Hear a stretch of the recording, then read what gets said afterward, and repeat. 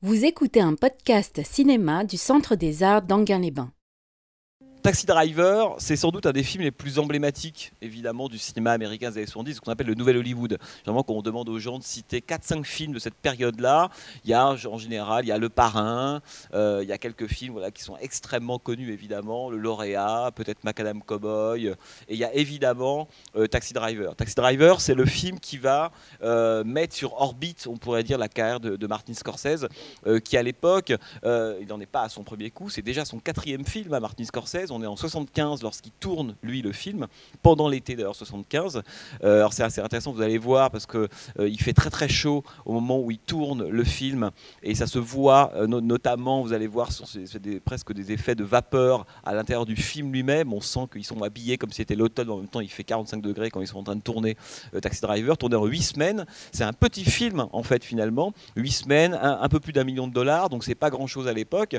Et c'est intéressant parce qu'à l'époque, personne ne croit au film, à l'exception évidemment de ceux qui vont le faire, en l'occurrence Martin Scorsese, Paul Schrader, on y reviendra, qui a écrit le scénario, et Paul Schrader a un rôle très important dans la carrière de Scorsese, en tout cas au début. C'est quelqu'un qui a écrit plusieurs fois des scénarios pour lui, notamment ça, Raging Bull, et adapté La Danse du Christ de Martin Scorsese. Donc ça, c'est le couple Schrader-Scorsese est très important, et c'est avec ce film-là qu'il va se fonder. De Niro y croit lui aussi. Alors De Niro, c'est intéressant parce que lui, il sort du succès du Parrain 2, mais il cherche vraiment le film dont il va être, on peut dire, le véritable personnage principal, et ça va être Taxi Driver. Et donc le film lance à la fois la carrière de Scorsese et aussi celle de Robert De Niro. Alors c'est intéressant parce qu'on se rend compte vous avez vu dans le cycle qu'on progresse un peu chronologiquement, c'est-à-dire que le mois prochain on sera en 78 et au mois de juin on sera en 79 avec Voyage au bout de l'enfer. Et là on est vraiment dans le moment un peu mélancolique évidemment du cinéma américain de l'époque, et la plupart des producteurs et des grandes maisons de production comme la Warner, la Columbia, etc. ne croient pas au cerveau de ce film parce qu'ils le trouvent vraiment trop déprimant. Et c'est vrai que c'est un film glauque, un Taxi Driver. Il y a 2-3 moments d'humour, j'y reviendrai, mais c'est pas un film extrêmement gai, c'est un film très très noir, très glauque, très très sombre, avec un personnage principal qui, alors ça on pourra en débattre, n'est même pas quelqu'un de forcément très aimable. Vous allez voir, Robert De Niro dans le film, il a un rôle qui est quand même ambigu, curieux. Bon. Et Paul Schrader a écrit ce scénario en 72, donc 3 ans avant que le film soit réalisé, il l'a écrit parce que, je vous en parlerai sans doute après, suite à sa vie personnelle, il a eu quelques problèmes, et il s'est mis lui à errer un peu comme Robert De Niro dans le film, dans les rues de Los Angeles, et ça lui a donné l'idée d'écrire le scénario d'un homme qui passerait son temps à errer dans les rues d'une ville vers un acte final un peu, on pourrait dire un peu apocalyptique si vous voulez. Et donc il va écrire très rapidement, Paul Schrader, le scénario. Paul Schrader, c'est pas grand chose à l'époque, si ce n'est qu'un an plus tard il va écrire le scénario de Yakuza, de Sidney Pollack, un film que je vous conseille de voir, qui date de 75 et qui sortira en 75 avec Robert Mitchum, un film absolument formidable, et ça va donner un petit peu de cote, si vous voulez, à son travail.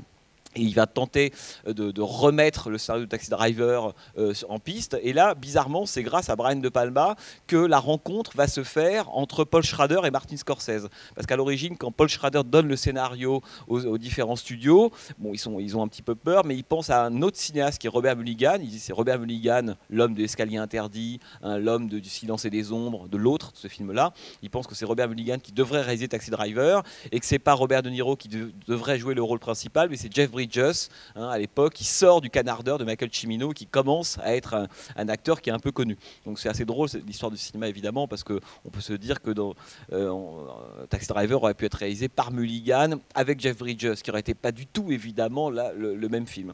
Et puis finalement, Brian De Palma va faire lire le scénario à Martin Scorsese, et Martin Scorsese va adorer le scénario et va tenter de le réaliser. Mais à l'époque, Scorsese, c'est quelqu'un qui a fait des films qui ont plus ou moins marché, notamment Mean Streets, qui est un film évidemment important de l'histoire du cinéma américain, Alice n'habite plus ici, et Boxcar Bertha. Mais Paul Schrader, lui, il veut un cinéaste de catégorie A, et il trouve que Scorsese, c'est pas grand chose, quoi. C'est intéressant, c'est quelqu'un qui a une espèce de style, on pourrait dire un mélange entre Fuller et Bresson, quelque chose de.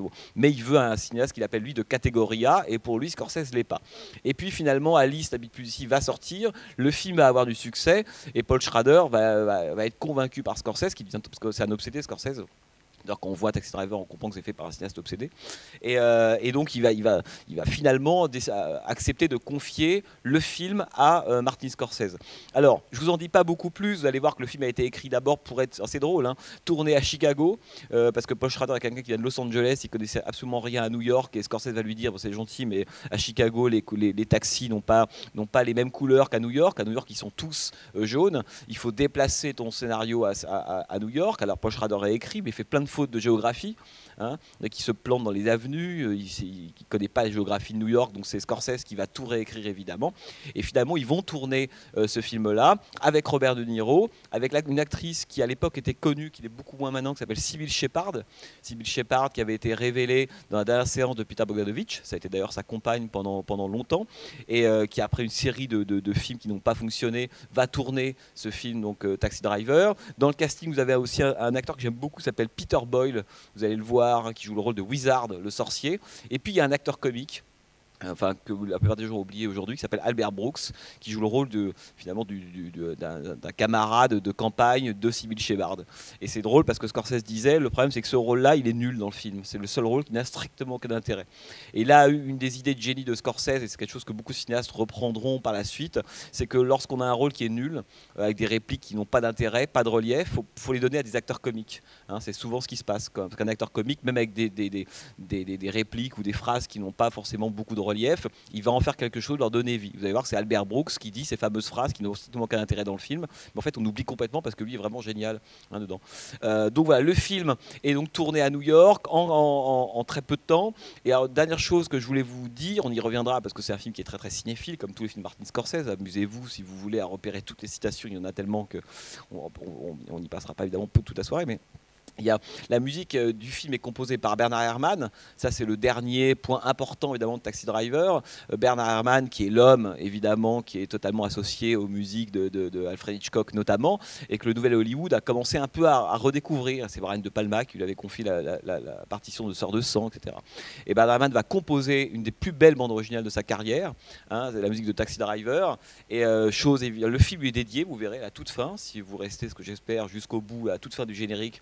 Le film est dédié à Bernard Herrmann. Et vous allez voir que le film est sorti en février 1976 et Bernard Herrmann est mort le 24 décembre 1975. Hein, il est mort le jour de Noël. Alors il n'a pas pu voir malheureusement le montage final de Taxi Driver.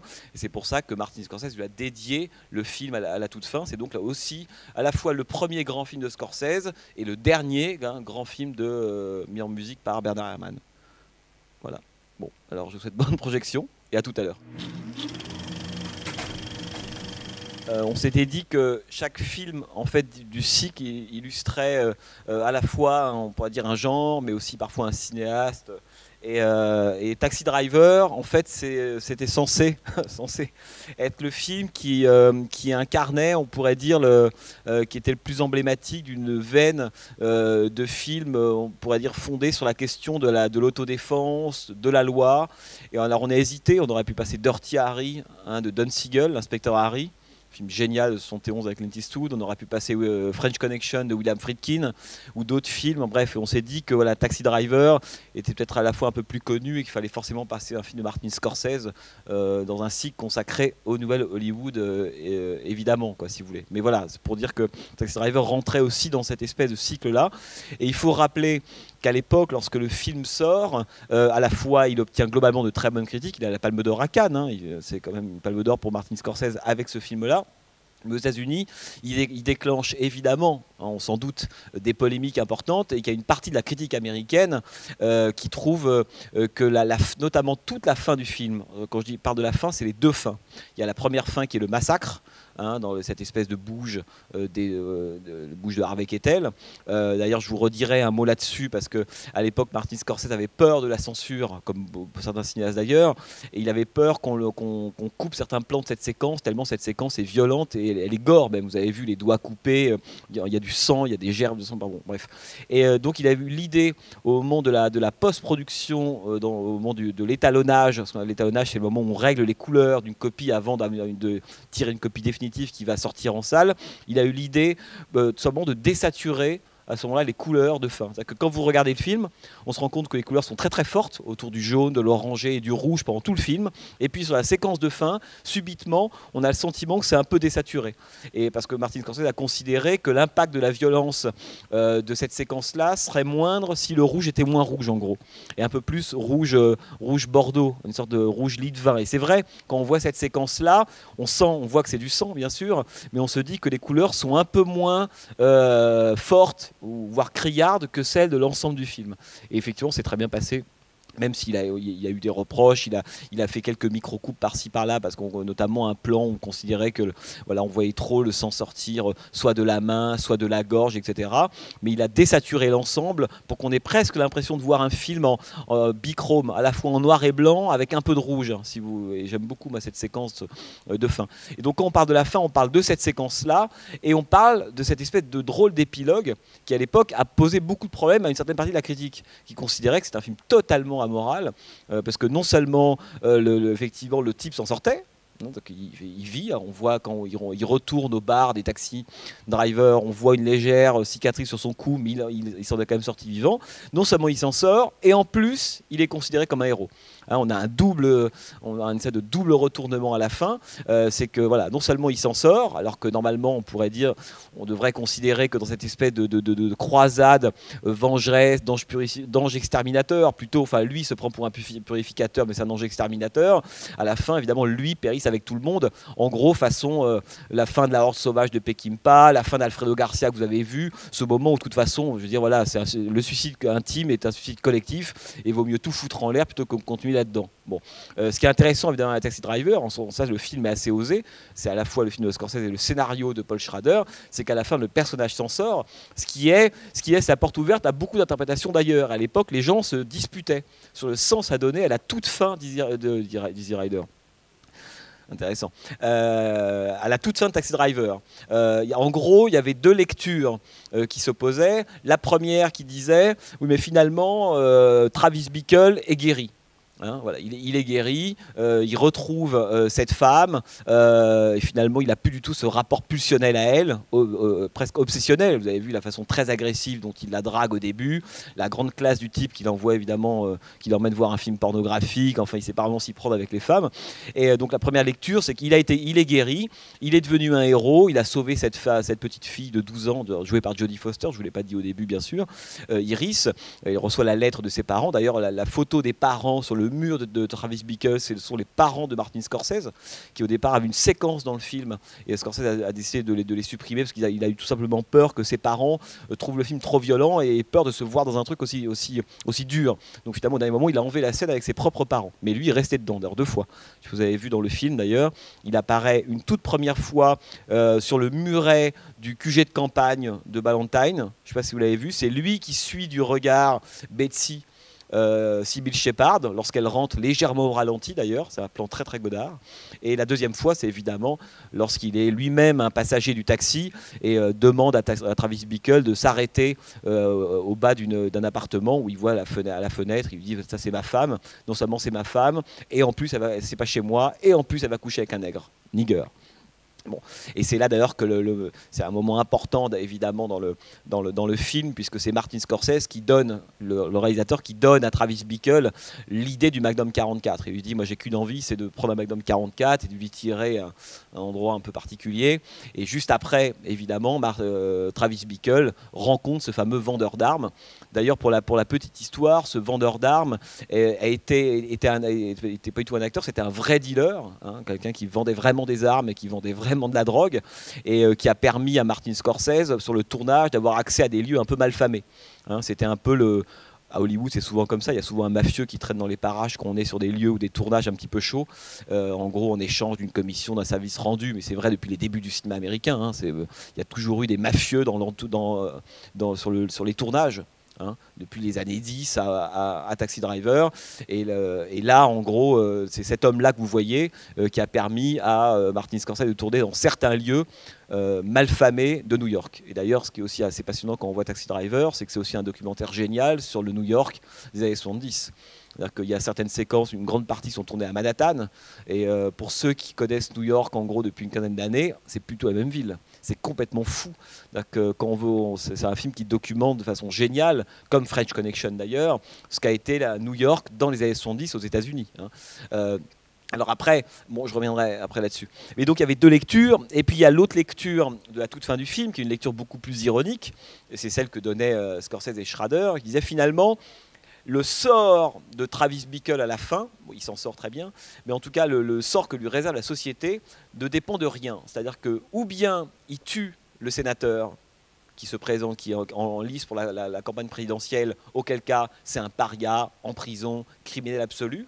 Mais il se trouve que comme il est repéré par cet agent de sécurité, il change on pourrait dire, de croisade criminelle. C'est très intéressant d'étudier dans le film la façon dont la motivation de Travis Bickle se déplace. Ça, j'y reviendrai, c'est absolument passionnant. Un type qui passe d'une obsession à une autre, et au bout d'un moment, il y en a une qui passe et qui marche, mais en fait, c'est tout sauf un homme qui a un but déterminé. C'est même le contraire. C'est en ça que c'est un film très des années 70, si vous voulez. Bon. Mais il aurait tué le fameux sénateur. À ce moment-là, il passait de l'autre côté. Il devenait un criminel. Là, il se trouve qu'il a tué des macros. Et des gens plutôt criminels, ou en tout cas dont l'activité est plutôt illicite. Et là, il devient un héros. Et c'est un film, c'est très ironique, parce qu'en fait, l'action de Travis Bickle est exactement la même, c'est pour les mêmes motifs, c'est aussi fou, il est aussi taré, il a les mêmes conceptions, il est aussi raciste, il est tout ce qu'on veut. Mais la société est capable de se transformer un criminel devient un héros à partir d'un même acte. Ça c'est intéressant, c'est ce qui fait que c'est pas du tout finalement le comportement de Travis Bickle, sa motivation, son humanité à lui qui fait le bonhomme. C'est une circonstance, c'est le pur hasard qui fait qu'un homme peut changer complètement de direction et devient un héros, alors que 4 secondes plus tôt, il aurait pu être un banni ou un criminel. Et ça, pour Scorsese, c'était un des grands intérêts évidemment de cette deuxième fin, que le film ne s'achève surtout pas sur le massacre final avec Travis Bickle tirant pour de faux sur sa tempe avec son doigt. Il voulait vraiment terminer sur cet épilogue-là, et qui en même temps, qui, à mon avis, qui est parfaitement ambigu, et c'est aussi tout l'intérêt. Tout est vrai à la fois dans ce que je dis. Vous voyez ce que je veux dire? C'est que, en même temps, par exemple, quelque chose de terrifiant, c'est le personnage de Betsy, qui jusque-là, en gros, au début, elle est attirée sexuellement par lui, elle le trouve intéressant, il y a un côté un peu sauvage, un peu primitif, vous savez, ces gens de milieu aisé, Scorsese en parle comme d'une femme typique de la société WASP américaine, grosso modo, qui est attirée par le type du peuple, qui sent un peu la goujaterie, mais qui sera peut-être bien membré, c'est un côté exotique pour elle. Le problème, c'est qu'il est tellement maladroit qu'évidemment, il la repousse. Et après coup, on a presque le sentiment à la toute fin qu'elle revient vers lui, parce que lui a prouvé qu'il pouvait être un héros en commettant ces actes de violence-là. Et elle revient vers lui de façon totalement soumise. C'est intéressant d'ailleurs de voir que cette fois, c'est lui qui ne répond pas à ce qui aurait pu être une avance. Il la laisse partir, il la regarde dans le rétroviseur.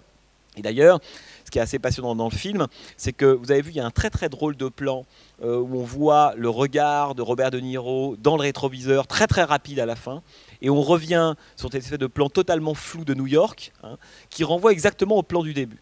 Et Scorsese disait, moi je tenais beaucoup à ça pour montrer qu'au fond rien n'a changé. C'est-à-dire que le film est une boucle.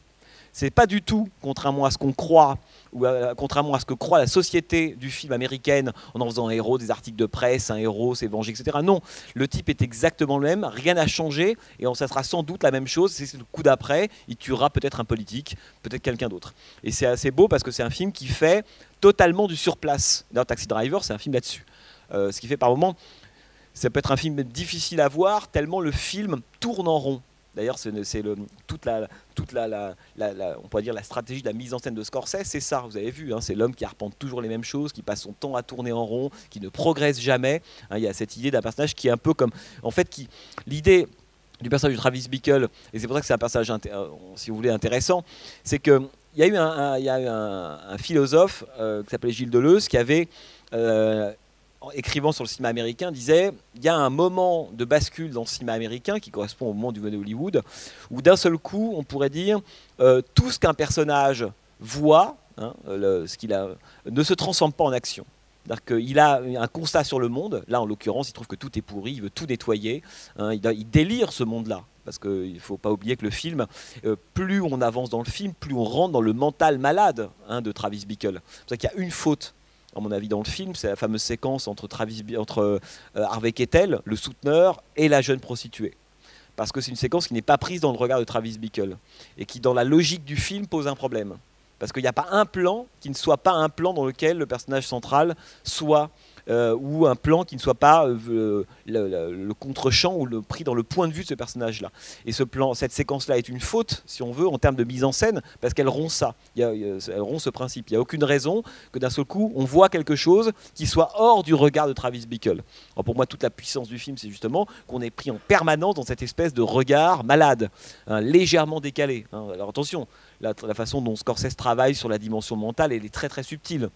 Par exemple, à chaque fois qu'il retrouve ses copains au bar, c'est assez beau parce qu'il y a toujours des plans fixes sur ses amis à lui. C'est-à-dire que c'est des gens qui sont dans le cadre, ils sont cadrés, ils savent où ils sont. Peu importe ce qu'on pense de ce qu'ils disent, de leurs blagues, de ce qui va, de leur statut, peu importe. Ils sont dans le cadre et ils sont immobiles. Autrement dit, ils occupent absolument le cadre. Dès que Scorsese filme Travis Bickle, la caméra est toujours en mouvement. Toujours, toujours, toujours. Qui est une métaphore permanente de l'homme qui cherche sa place. C'est cette idée que la caméra incarne la psyché de Travis Bickle. Il est toujours vaguement en mouvement. Il est là, mais il voudrait être ailleurs. Parce que c'est vraiment le problème de Taxi Drive de Travis Bickle, y compris dans son appartement. La caméra est toujours en train de bouger. Ce qui fait qu'on a un personnage qui est filmé avec les autres, au milieu des autres, et en même temps qui est lui toujours un peu à côté. Toujours prêt à rentrer d'ailleurs dans sa bulle.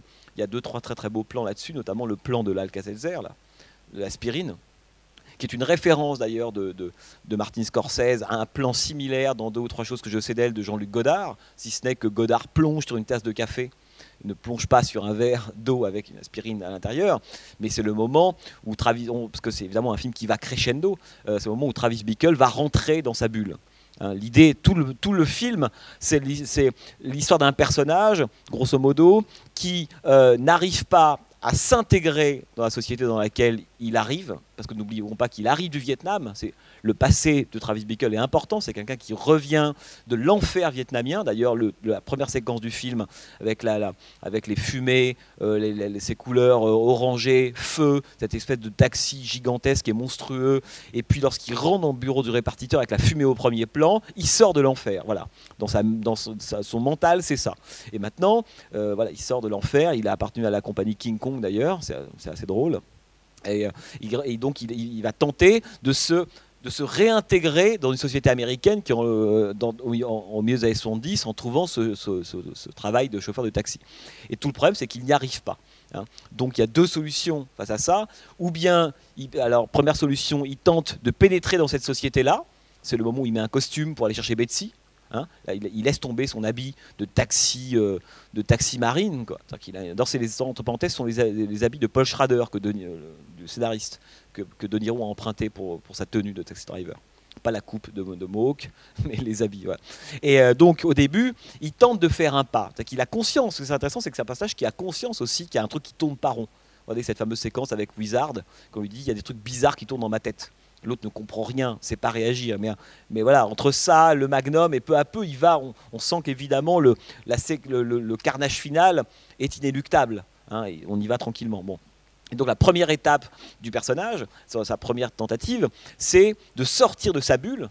Et sa bulle, elle est mentale, c'est son appartement circulaire, ce sont les barreaux aux fenêtres, c'est évidemment son taxi, il est triplement fermé dans le taxi, c'est à la fois le taxi, la vitre qui le sépare des clients, c'est l'homme, il a évidemment lui, quand même malgré tout conscience que plus il s'enferme là-dedans, plus ça va dégénérer. En gros, c'est ça, avec ce lien permanent entre plus l'espace se réduit, plus la violence s'accumule. Ça, c'est une grande loi. Alors, c'est une loi thermodynamique, mais c'est une loi du cinéma américain. Cette idée que plus on a de violence et moins on a d'espace, plus la violence devient, on pourrait dire, apocalyptique et gratuite et s'exprime n'importe comment, d'une certaine façon.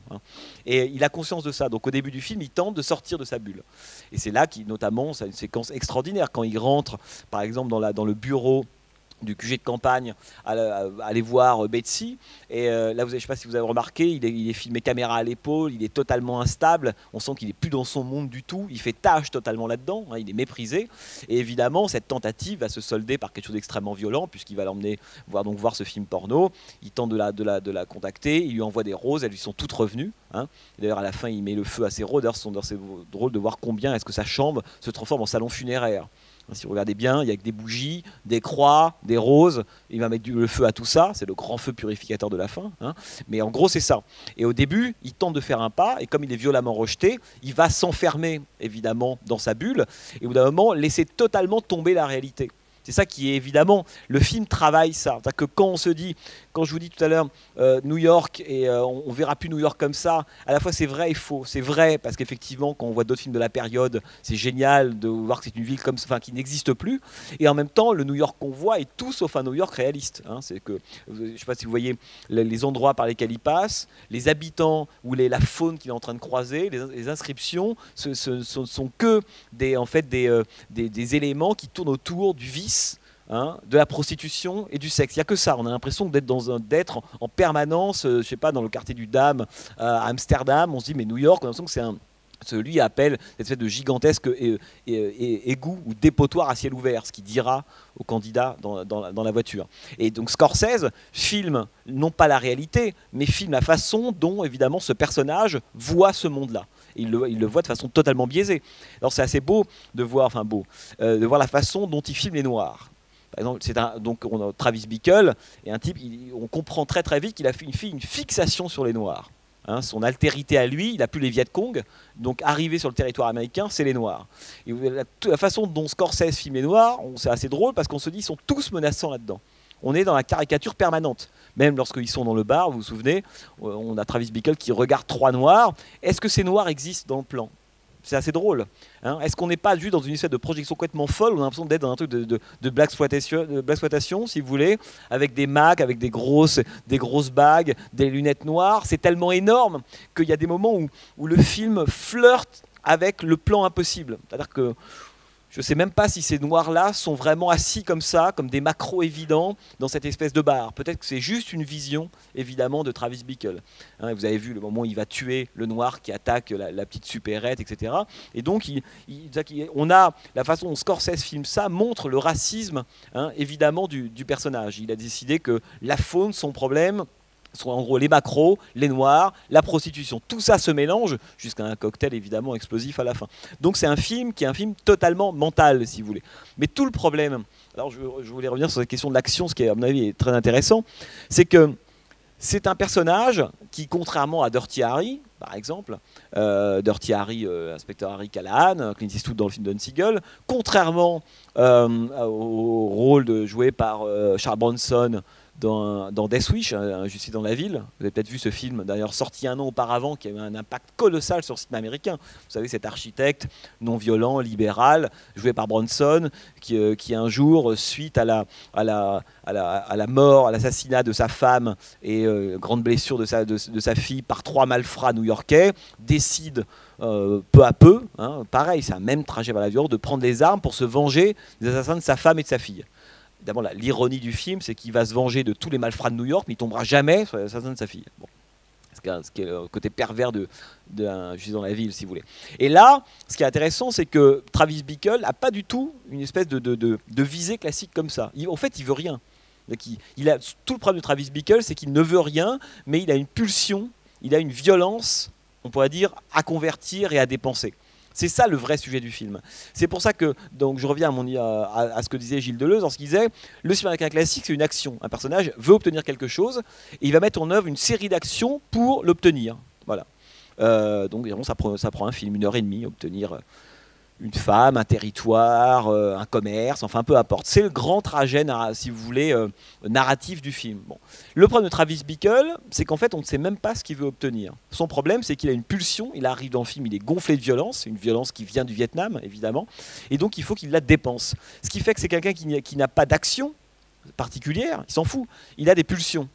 Ce qui fait qu'il doit dépenser sa violence, ce qui explique le fait qu'il a envie de tuer Ballantyne, mais en fait il le dit lui-même, la petite il connaît rien, il s'en fout un petit peu, ça l'intéresse pas plus que ça. Pas grave si Ballantyne lui échappe, il va déplacer son désir de violence sur quelqu'un d'autre. C'est quelqu'un qui n'a aucune, on pourrait dire, motivation, qui n'a aucune action précise. C'est quelqu'un dont l'objectif est de trouver un objet sur lequel il va pouvoir décharger sa violence. Et donc, c'est assez drôle de dire que le film suit en fait totalement la pulsion de Travis Bickle. C'est-à-dire que la logique narrative de Taxi Driver, c'est la logique mentale, malade de son personnage, tout simplement. Et même, pour moi, c'est une des grandes nouveautés de Taxi Driver par rapport au cinéma américain de l'époque, c'est ça.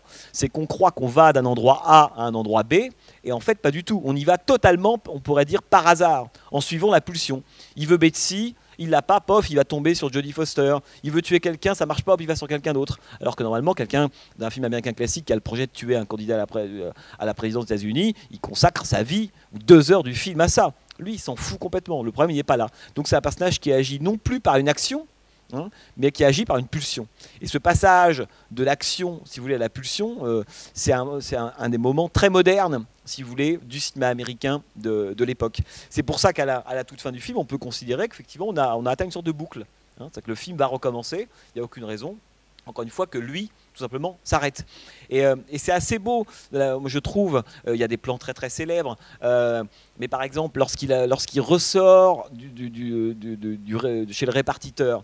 D'ailleurs, je ne sais pas si vous avez vu cette séquence, enfin, évidemment vous l'avez vu, mais cette séquence-là, elle est très bizarre, parce qu'elle est filmée bizarrement. Vous avez vu cette espèce de type qui prend les appels, qui est perché au-dessus d'un tabouret énorme, il y a des problèmes d'échelle gigantesques, c'est pas normal, c'est-à-dire que tout est légèrement décentré dans le film, les choses sont pas vraiment à leur place. On est avec Travis Bickle, on a toujours l'impression que le monde est toujours au bord, du chaos, alors qu'il est en train de discuter avec cet homme-là, derrière deux personnages qui sont en train de s'engueuler en permanence, et on ne sait pas pourquoi. Et donc lorsqu'il sort de ce bureau, vous avez vu que la caméra le laisse tomber. Je ne sais pas si vous avez vu que la caméra le suit, et puis elle va faire un long panoramique circulaire, et on va retrouver Travis Bickle de l'autre côté, et là il sort dans la rue, ce qui sera la fameuse affiche du film. Et c'est beau parce que non seulement c'est une façon de dire que, au fond, ce que va suivre le film, c'est moins le corps de Travis Bickle que son regard. D'ailleurs, il regarde comme ça, la caméra, paf, elle récupère, c'est très très beau, c'est très intelligent, quoi. Autrement dit, tout ce qu'on va voir, on va être pris dans le regard malade de ce personnage-là, qu'il soit là ou pas. C'est pour ça que la fameuse séquence avec Harvey Keitel et Jodie Foster est une faute une faute de point de vue, tout simplement. Et l'autre idée, c'est que c'est un personnage en fait qui n'a tellement pas de place dans la société que la caméra ne le suit même pas quand il se déplace. L'autre analyse de cette séquence, c'est ça.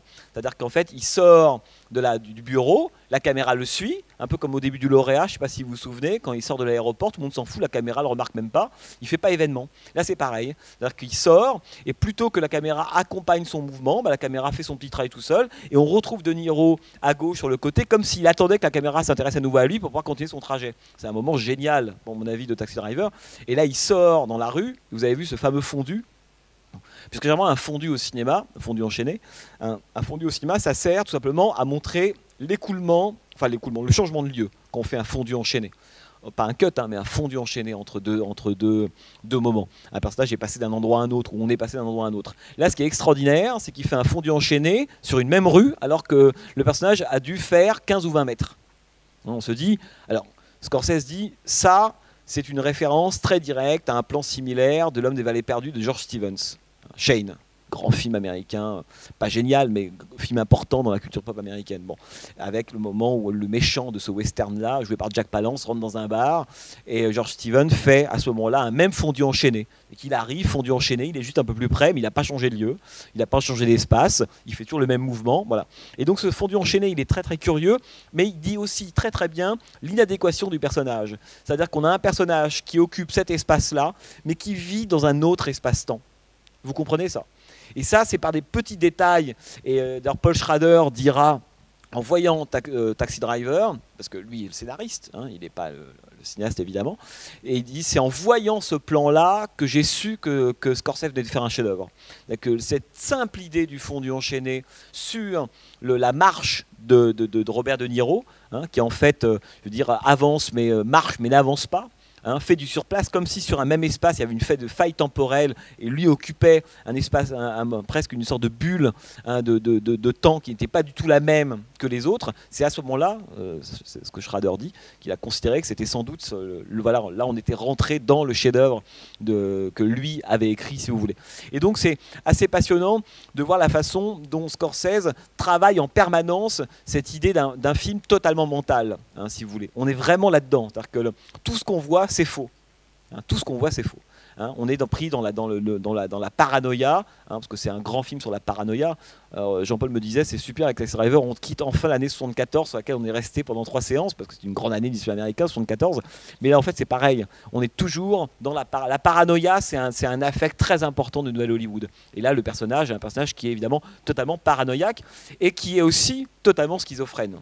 Parce qu'évidemment, il faut un peu parler de ça. Un personnage schizophrène, c'est quoi? Comment est-ce qu'on met en scène un personnage schizophrène? C'est un personnage qui est toujours confronté, on pourrait dire, à 2 affects, à 2 sentiments contradictoires, à 2 impulsions contradictoires.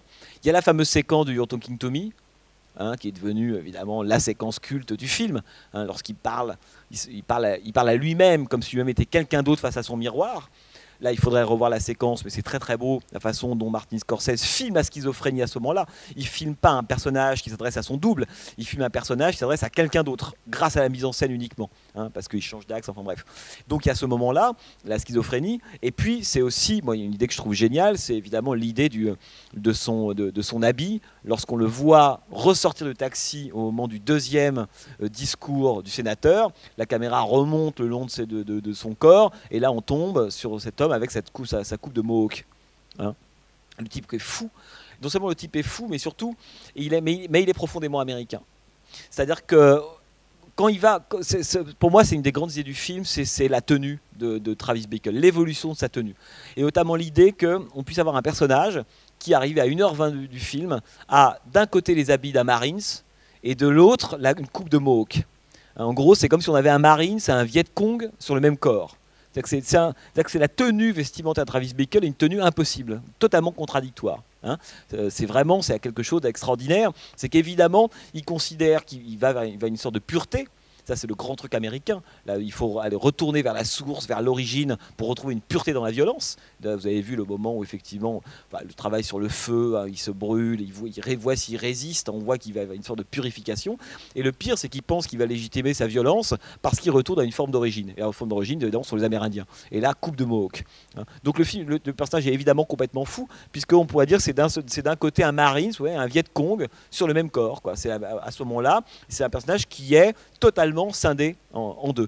Et la toute fin du film, elle est belle, parce que quand je vous parlais du dernier plan où on voit le visage, l'œil de Travis Bickle, comme au tout début d'ailleurs, ça montre que rien n'est réconcilié en lui. Il y a toujours une part de lui qui est ailleurs. L'homme schizophrène est toujours le même, et on a, indépendamment de ce qu'ont raconté les journaux sur le phénomène du héros, etc., enfin, si vous voulez, quoi. Ça, c'est pour ça, à mon avis, c'est un des grands intérêts, évidemment, du film. C'est que même après, on pourrait, parce que la force, à mon avis, du cinéma de Scorsese et de Taxi Driver en particulier, c'est que autant un film comme Mean Streets, pour ceux qui l'ont vu, ou alors Boxcar Bertha, qui est une sorte de relecture, on pourrait dire, extrêmement violente du Magicien d'Oz, si on veut. Autant Taxi Driver est un film qui, pour la première fois de ces films, est extrêmement maîtrisé et extrêmement précis en termes de mise en scène.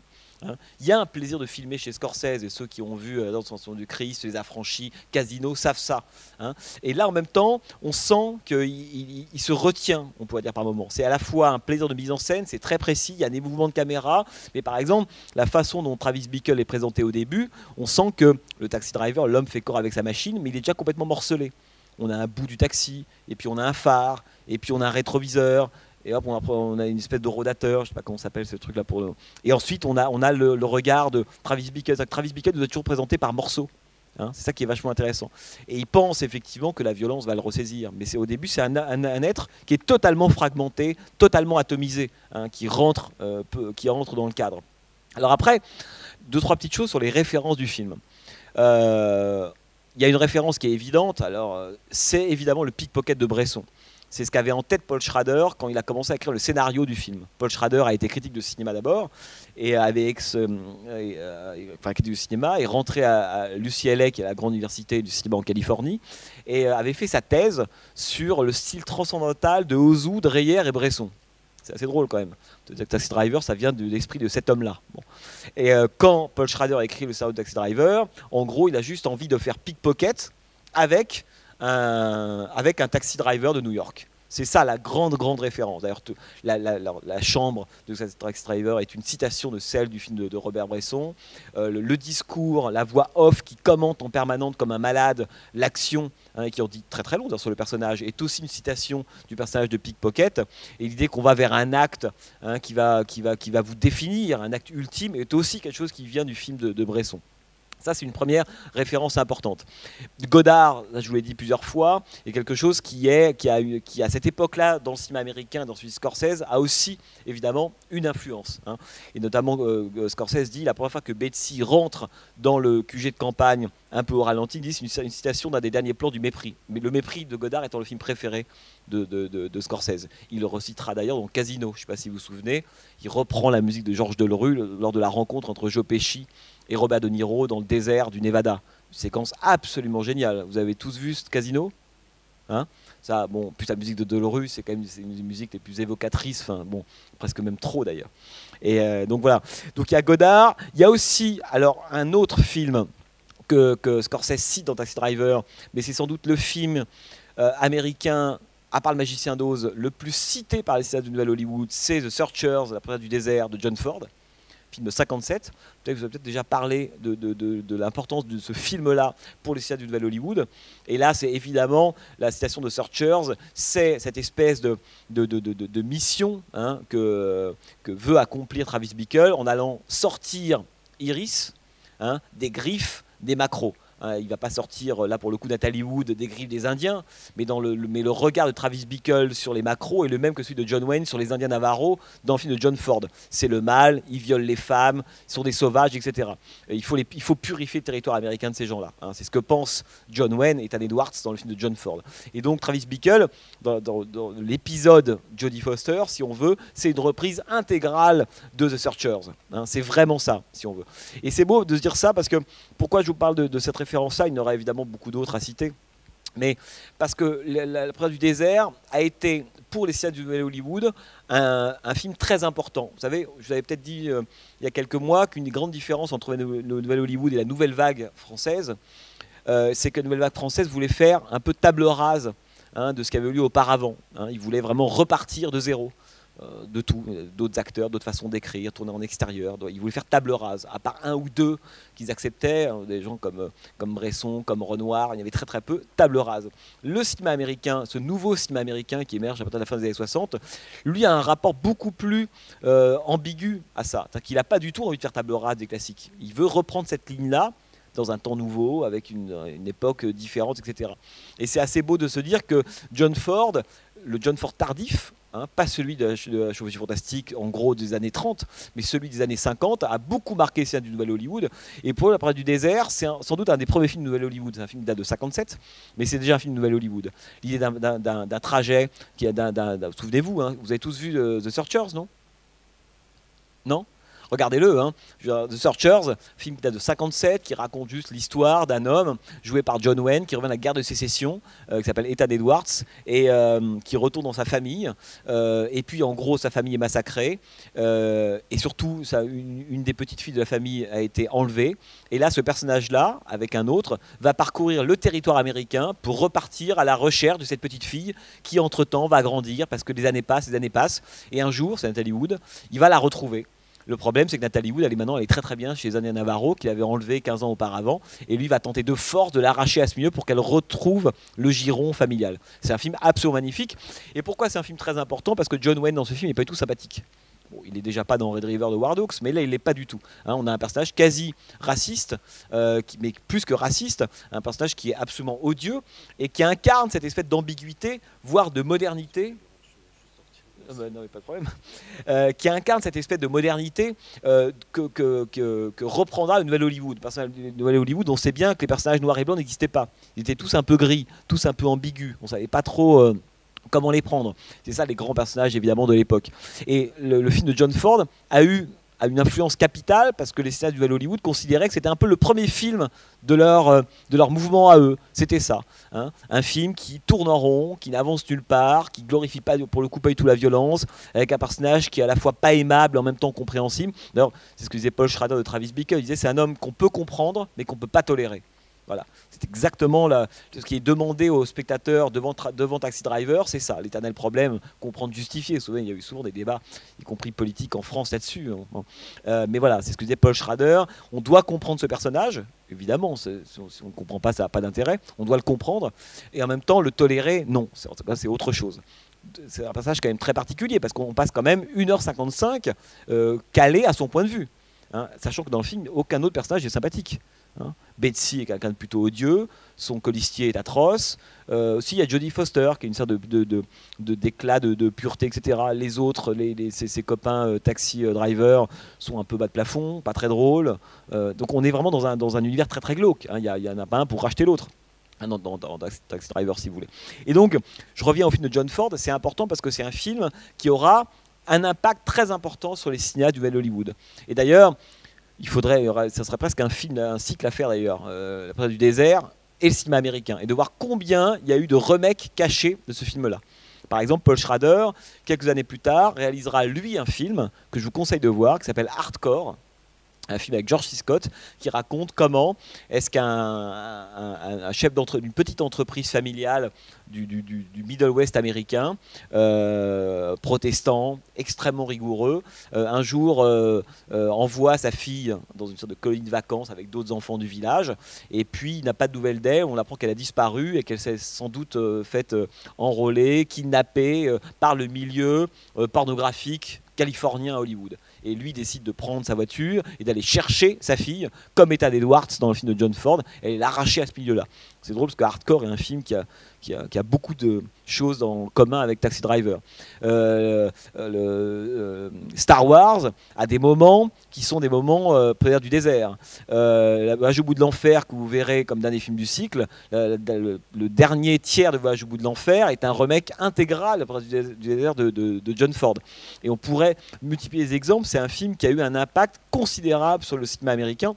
Et Scorsese, là le reprend très littéralement. C'est ça qui est évidemment assez beau, si vous voulez. Je dis ça parce que souvent on se dit, oui, mais alors ce sont tous des cinéastes qui sont très cinéphiles, et Scorsese est monstrueusement cinéphile. C'est même fatigant quand on écoute parler Scorsese, d'ailleurs, par moments de ses propres films, ou dans des entretiens, on a l'impression qu'il cite une référence par seconde.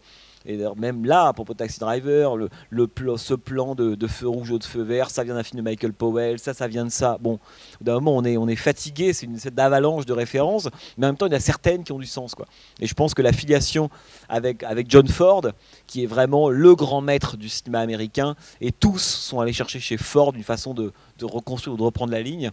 Le rapport avec Ford est absolument passionnant. Et ça, je vous en reparlerai évidemment beaucoup au moment où on passera Voyage au bout de l'enfer de Michael Cimino. Voyage au bout de l'enfer qui est vraiment la tentative de reprendre la ligne de John Ford, quoi. Mais alors là, très, très, très directement. Et donc, une autre chose que je voulais vous dire sur Taxi Driver par rapport à toutes ces questions de la loi, etc., c'est que on pourrait dire que, évidemment, ce qui a aussi choqué à l'époque, c'est évidemment le massacre de fin, indépendamment de cette toute fin dont on parlait. Quelle leçon tirer de ça, ou à cette espèce de cynisme, ou plutôt d'ironie, qui veut qu'effectivement, voilà, un criminel, aujourd'hui criminel, demain héros, à partir des mêmes choses. Très bien. Mais il y a aussi quelque chose qui a eu un impact, mais ça, comme beaucoup des films de cette période-là, et Taxi Driver a subi le même sort que tous les autres, c'est la question de la violence. Voilà. Le moment où on arrive sur la séquence de violence, vous l'avez vu avec Alfredo Garcia, vous pourriez le voir dans un nombre de films incalculable de cette période-là, le bain de sang qui clôt les 3/4 des films américains des années 70. Bon. Évidemment, on en a parlé au tout début, vous vous souvenez, Bonnie and Clyde, Les 12 salopards, bon, il y a plein de raisons qui expliquent ça, des raisons politiques, la suppression du fameux code de censure qui a permis d'un seul coup de libérer les représentations, quoi, si vous voulez. Mais il y a aussi une raison plus profonde, c'est que c'est le type de violence, si vous voulez, dans le cinéma américain qui à ce moment-là change. Dans le cinéma américain classique, la violence, c'est la conséquence d'une action à accomplir. Je suis violent parce qu'il faut que je fasse telle chose. Je tue des Indiens parce que faut que je franchisse le canyon.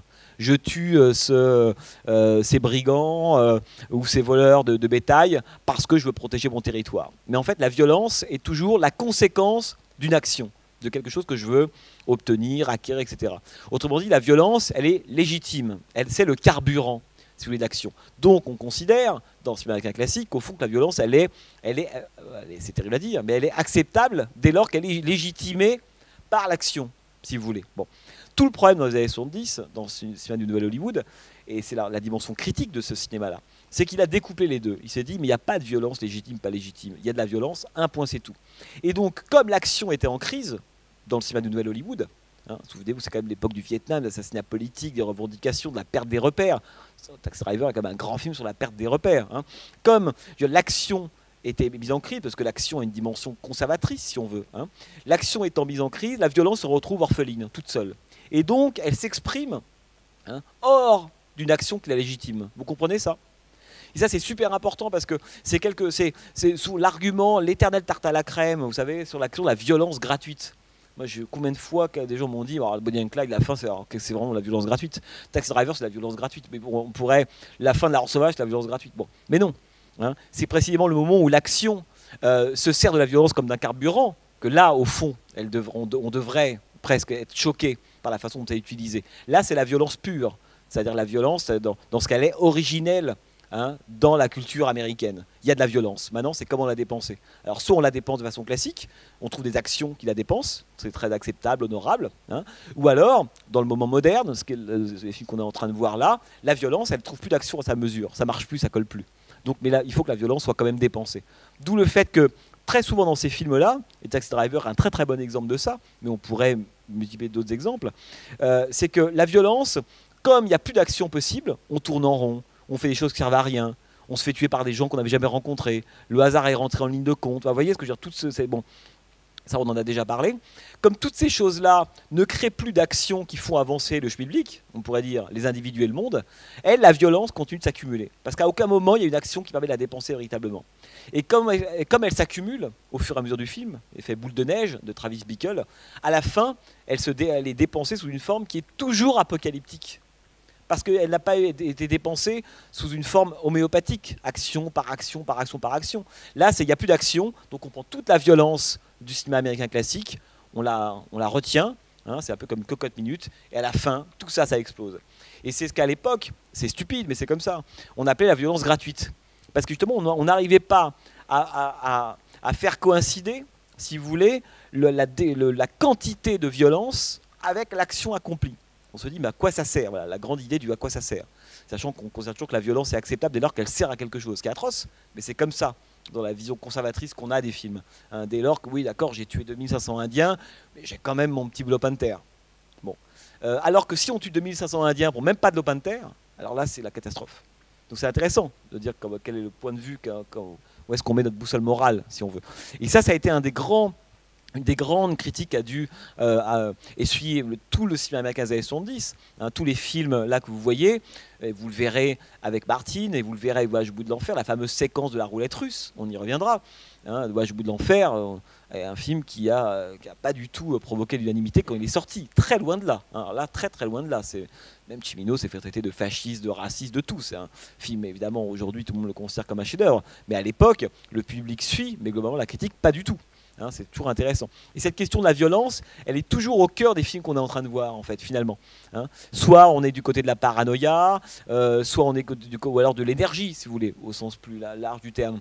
On l'avait vu avec John McCabe, par exemple. C'est intéressant, John McCabe, parce que là, pour le coup, c'est la façon dont la violence se dissout complètement. Vous vous souvenez de la fin de John McCabe? Vous étiez là pour John McCabe? Non? Si, un certain était là.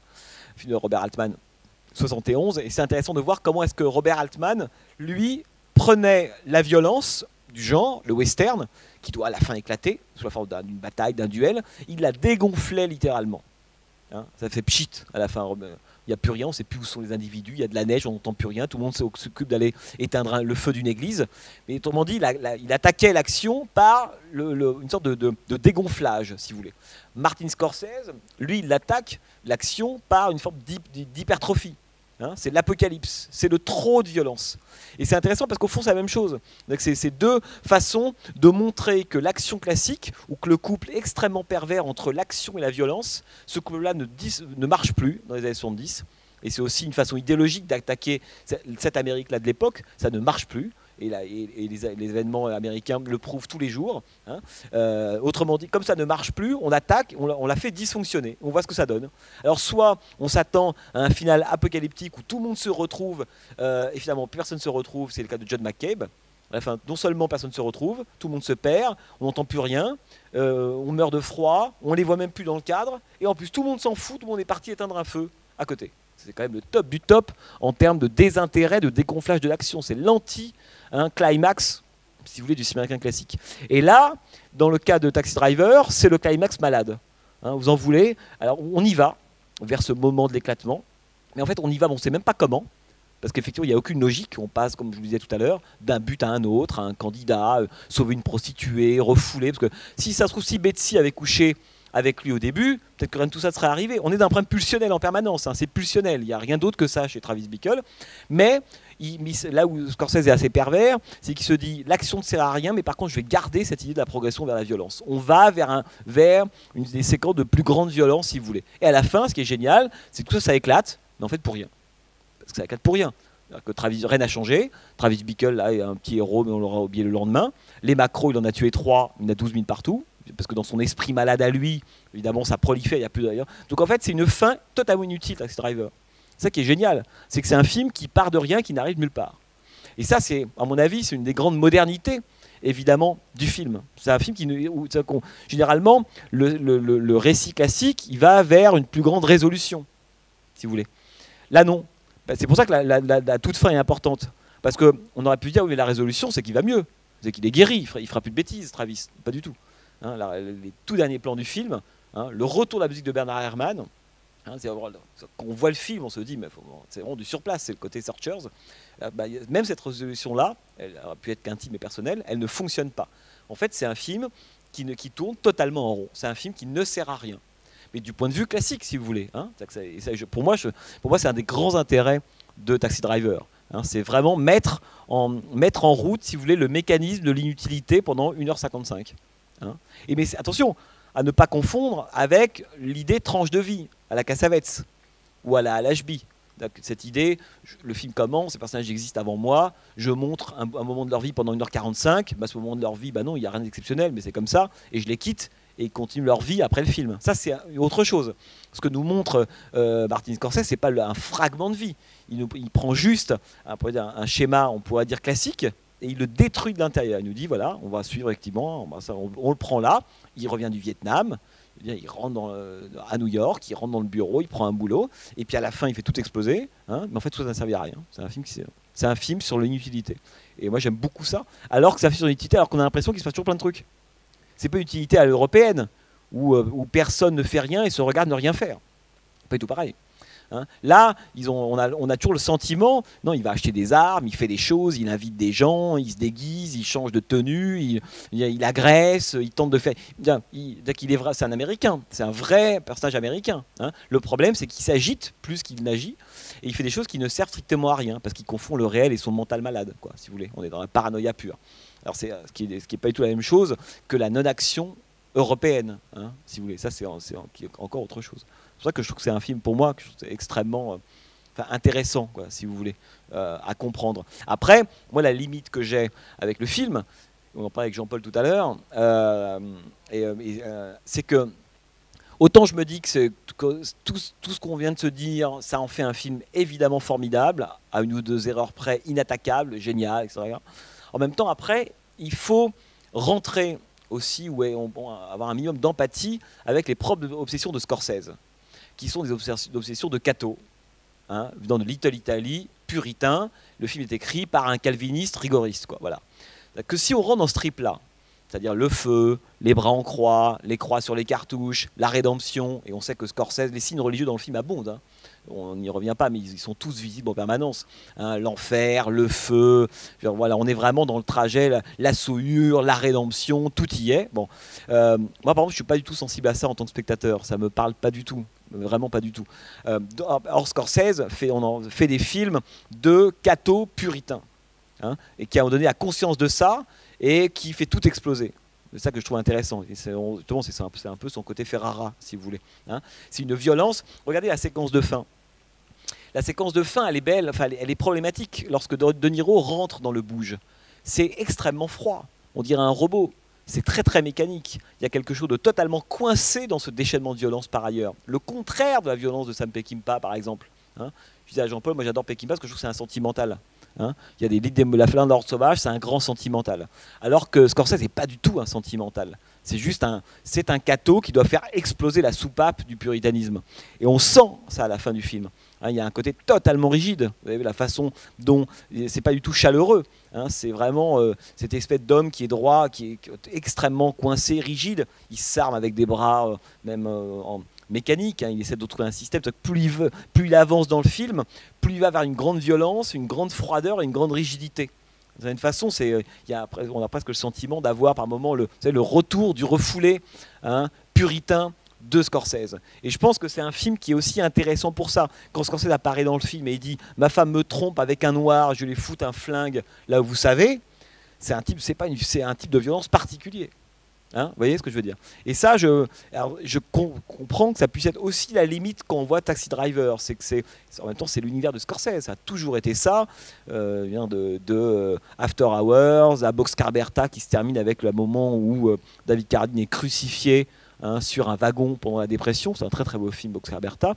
Mais c'est l'imagerie de Scorsese. Ça a toujours été ça. Hein, et y compris là dans Taxi Driver. Il y a vraiment cette utilisation-là de cette espèce de trajet permanent, voilà, la rédemption, la souillure, la rédemption, la grâce, quoi. On est pris toujours là-dedans.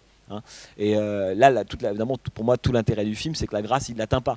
C'est-à-dire que la société lui dit, vous êtes un héros, mais il reste totalement dans le... C'est pour ça qu'il n'y a pas aucune rédemption, hein, dans le film, ça qui est évidemment assez beau, alors que certains personnages de Scorsese l'atteindront par la suite, notamment Nicolas Cage dans À tombeau ouvert, par exemple. Je pense à ce film-là, si vous voulez. Ah voilà, est-ce que... Vous avez des shows? Est-ce que vous avez des lectures particulières de Taxi Driver ou des... Merci. Il y a aussi la dimension des signes astrologiques, aussi le scorpion, hein, parce que c'est aussi une thématique, lui, les scorpions, Scorsese. Hein. Et il y a aussi, pour ceux qui croient un petit peu à ce genre de choses, la thématique un peu de l'autodestruction aussi, hein, et transformer cette chose-là, justement. D'ailleurs, elle le cite à un moment, lui, il ne le dit pas, mais elle lui dit, toi, t'es scorpion, apparemment, vu la façon dont tu te comportes. Donc je pense que c'est un mélange effectivement de ça avec aussi ce que vous avez dit, la partie catholique et tout, la rédemption. Hein, ouais. Mais d'ailleurs c'est intéressant parce qu'il y a quelque chose que Travis Bickle dit à plusieurs reprises dans le film. Il dit voilà, il faut que j'apprenne à devenir un homme ordinaire. C'est intéressant cette espèce d'obsession dans le film d'être un homme ordinaire. Et on voit d'ailleurs, il me semble qu'on peut relier dans le film cette phrase-là avec la toute fin lorsqu'il tire sur la tempe. C'est-à-dire que tout le problème de Travis Bickle, c'est qu'il va faire ce qu'il pense. C'est-à-dire qu'il veut mettre en adéquation totalement ce qu'il pense être la réalité avec ses actes. Or, être un homme ordinaire, c'est apprendre le mensonge. C'est apprendre le faire comme. Et c'est intéressant parce que le moment où à la fin il se tire, où il sourit, pourquoi il sourit? Il sourit parce qu'il comprend ça. Il dit ouais, tu peux t'amuser à tuer les autres, la violence, mais tu ne peux pas tuer les autres. Autrement dit, c'est le moment où il passe d'une sorte de violence, on pourrait dire complètement folle, le carnage de fin, à une espèce de violence institutionnelle. Et ça, j'aime beaucoup ça. C'est-à-dire que tout le problème de Travis Bickle, c'est que quand il veut quelque chose, il le fait. Qu'il a cette espèce d'une naïveté, qui a un mélange de naïveté, d'innocence et de folie aussi. Il ne sait pas ce que c'est. Justement, s'intégrer, c'est précisément jouer le rôle qu'on attend de vous, quoi. À la fin, il le comprend, ça. Et ça, je pense que c'est quelque chose d'assez subtil, enfin, que j'aime bien, que je trouve subtil dans le film. C'est quoi être un homme ordinaire? Est-ce que c'est quelqu'un qui veut assouvir ses pulsions? Est-ce que c'est quelqu'un qui veut obtenir quelque chose? Ou est-ce que c'est quelqu'un qui passe inaperçu, quoi? Ça, c'est assez beau, à mon avis. Quand Paul Schrader écrit son scénario, il se sert des mémoires de Arthur Brenner. Arthur Brenner, c'est celui qui avait essayé d'assassiner le gouverneur Wallace. Et donc il mélange en fait son expérience d'errance la nuit du taxi avec les confessions de ce criminel-là. Et c'est assez drôle de se dire qu'en 85, si je ne me trompe pas, quand c'est John Hinckley tente d'assassiner Ronald Reagan, hein, John Hinckley est un fanatique du Taxi Driver. Il est tombé amoureux de Jodie Foster et il veut faire ce que Travis Bickle n'arrive pas à faire dans le réel. Et il veut tuer le politique. Donc la boucle est bouclée, quoi. C'est tuer finalement le sénateur américain. Parce qu'il tue les figures, les figures paternelles, tout simplement. C'est que le sénateur, c'est le chef, si vous voulez, c'est de Betsy. Hein. Il considère que c'est à cause d'elle qu'il ne peut pas l'avoir. Et il tue ensuite Harvey Keitel, Sports, qui est la figure tutélaire, parentale, si vous voulez, de Iris, Easy, enfin devenue la jeune prostituée. Oui, mais à la rigueur, Keitel, on peut le comprendre. On voit que c'est un macro, enfin c'est un type mauvais, finalement. Le politicard, c'est plus ambigu quand même. Oui, parce que il lui parle, on a même l'impression qu'il l'apprécie pour un peu. Oui, oui. Hein, qu'il apprécie le fait qu'il lui ait parlé dans le taxi.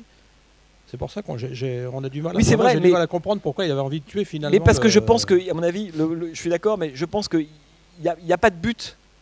Encore une fois, c'est la question de la pulsion. C'est-à-dire qu'en fait, je pense que ce soit Ballantyne ou un autre, en fait, peu importe. Oui, il réagit, c'est vrai, des pulsions.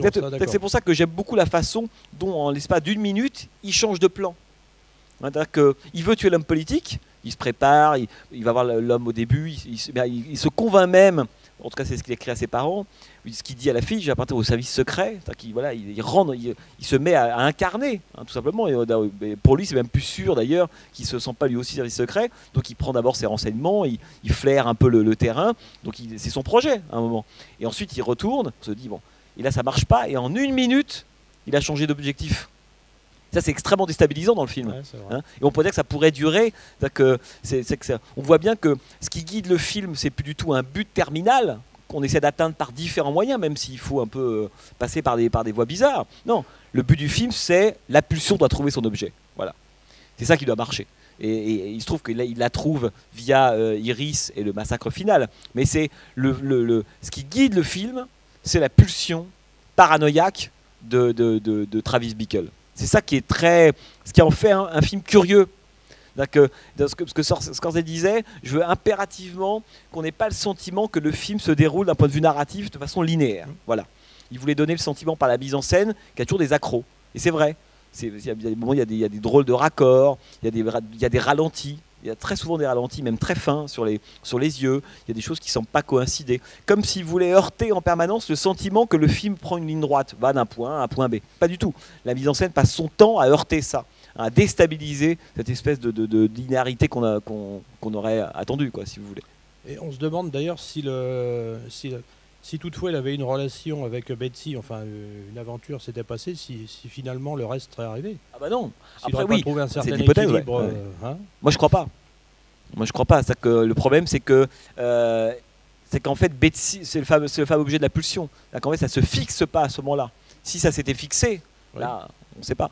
Hein. Donc ça bouge comme ça.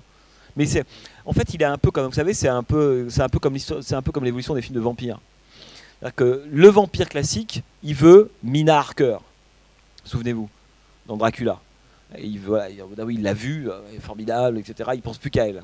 Donc il veut lui mordre le cou. Et donc voilà, ça c'est le vampire classique. C'est le criminel, c'est le fou classique. Enfin bon. Le vampire moderne, il s'en fout de savoir. Il veut juste un coup dans lequel mordre. Et donc ça change tout, ça. C'est-à-dire que d'un seul coup, c'est la pulsion qui parle. Alors que le vampire, au début, c'est un romantique. C'est pas un être pulsionnel, c'est un romantique qui aime en mordant. Pas pareil. Obsessionnel même. Ouais, mais en même temps c'est un romantique, ça, qui croit à l'amour. Dans le vampire moderne, en gros à partir de films de la Hammer, Terence Fisher, Christopher Lee, etc., le vampire c'est Travis Bickle. C'est-à-dire que le vampire, il n'agit qu'en fonction de la pulsion. Il lui faut du sang au moment, ça peut être une fermière, la fille de la fermière, la cousine de la fermière, il prend. Ça c'est intéressant parce que c'est le moment où on passe de l'action à la pulsion. Et ça, il y a dans beaucoup de genres du cinéma américain, dans les périodes et dans les genres, c'est un moment de bascule très important. Qu'est-ce qui fait qu'un personnage va agir, Et je pense à ça parce que l'évolution du vampire, elle est caractéristique, quoi. Il y a vraiment, par exemple, les vampires de Twilight, pour ceux qui ont vu cette série, Twilight, c'est un film des années 50. C'est-à-dire qu'ils croient encore à ça. C'est que ils sont romantiques, non. Alors que le film que vous allez voir le mois prochain, Martine de Georges Romero, ça c'est un film moderne. Alors que Twilight est un film académique, vieillot, quoi. Alors que Martin est un film moderne, qui nous parle de ça, cette question de la pulsion en permanence, quoi. Vous allez voir, vous allez adorer, hein, j'imagine. Vous venez tous mois prochain? On va Martin. Bon. Venez avec des lames de rasoir, hein, vous allez voir. Jean-Paul, tu peux pas dire un mot sur Voyage au bout de l'enfer, sur l'heure de la projection Rappelez que c'est à 19h. Ah, c'est à 19h, voilà, c'est ça. Il faut le rappeler parce que c'est pas à 8h. Hein. Oui, tout à fait, ouais. Donc c'est dans le dépliant, c'est marqué 20h parce qu'on a fait voilà, il y a longtemps. Donc Voyage au bout de l'enfer, le dernier film du cycle, le film débute non pas à 20h mais à 19h. C'est ça parce que le film dure 3 heures. Voilà. Voilà, et donc j'insiste sur Martin, qui est un film très rare en salle, qui est sorti en DVD il y a quelques années, et avant qui était quasiment introuvable. Hein. Donc c'est vraiment, si vous avez l'occasion de venir... C'est le film préféré de George Romero, l'homme des zombies, des morts vivants. Et c'est un film extraordinaire sur la... En fait, ça je vous en parlerai à ce moment-là, qui raconte l'écart, si vous voulez, entre la mythologie et la pathologie. Que comment les mythes américains, les grandes mythologies américaines, critiquées, vues sous un prisme critique dans les années 70, deviennent de la pathologie. Et ça, c'est évidemment une grande idée, c'est une grande idée du cinéma du Nouvel Hollywood, c'est que la mythologie du classique, en fait, dans les années 70, devient une pathologie, quoi.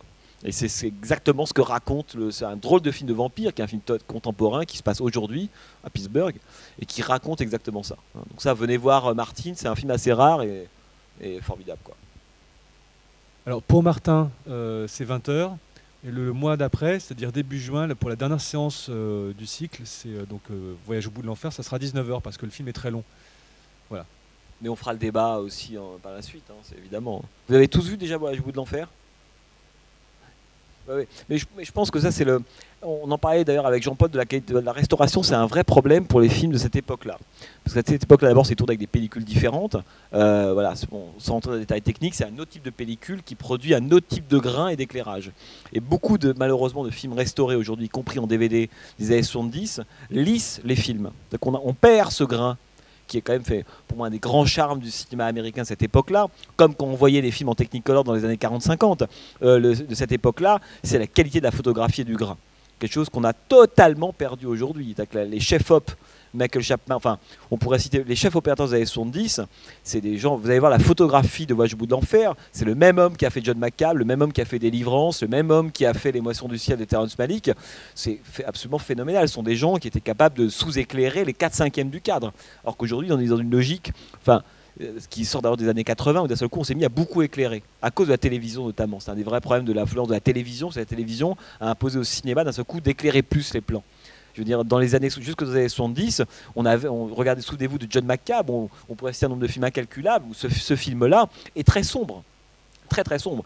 Aujourd'hui, les codes de tout film, je dirais moyen, presque sous blockbuster, si vous voulez, produit par une grande société de production, les codes d'éclairage sont plus du tout cela. Maintenant, il faut que ce soit beaucoup plus éclairé. Et ça, c'est intéressant parce que c'est et donc la restauration, souvent on perd ce grain. Fait qu'à des moments, on voit mal ce qu'il y a dans le cadre à regarder. Il y a presque un effet, il y a une espèce de texture, de densité, évidemment qu'aujourd'hui on a en grande partie perdu, même si on retrouve autre chose avec la HD, hein, c'est pas la même chose. Mais je pense que la film des années 70 se repère par sa photographie. D'abord parce qu'il y avait les plus grands chefs-op à ce moment-là, et que vous allez voir la photographie du Voyage au bout de l'enfer, c'est absolument phénoménal. Mais en même temps, c'est très osé. Souvenez-vous de Parallax View. Parallax View, il y a des séquences entières dans l'obscurité. Toute la séquence de fin de Parallax View aujourd'hui est intournable. Il n'y a pas un producteur qui accepterait de financer une séquence qui pendant 15 minutes se passe quasi dans l'obscurité avec une microzone éclairée dans le cadre. Ça, c'est plus possible.